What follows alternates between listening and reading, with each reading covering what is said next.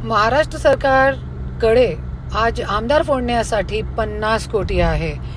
विजय माल्या आणि नीरव मोदी सारखे लोक हजारो कोटी भारताकडून घेऊन पळून गेले आणि आज पण अडाणी, अंबानी, लोढा सारखे लोकांना मोठा करण्यासाठी पाठबळ देत आहे आणि जे हजारो कोटीच्या ऋण त्यांच्या माफ करत आहे. मोठे मोठे जे अडाणी, अंबानी सारखे, नीरव मोदी सारखे लोक आहेत त्यांच्या हजारो कोटीचे ऋण माफ केलेलं आहे, पण शेतकऱ्यांचे ऋण माफ करू शकत नाही.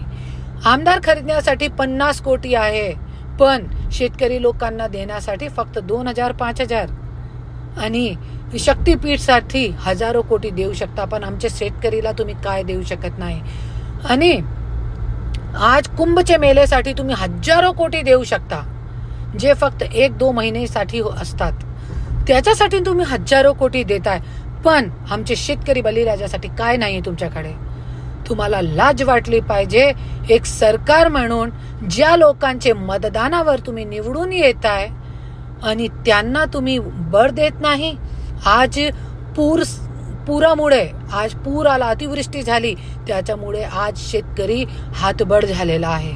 माझी हात जोडून कडकडीची विनंती आहे. देवेंद्र साहेबांनी मी निवेदन पण दिलेलं आहे की 50,000 प्रति हेक्टर मदत करा, ज्यांनी करता आमच्या शेतकरी बळीराजा पुढे उभे राहू शकले.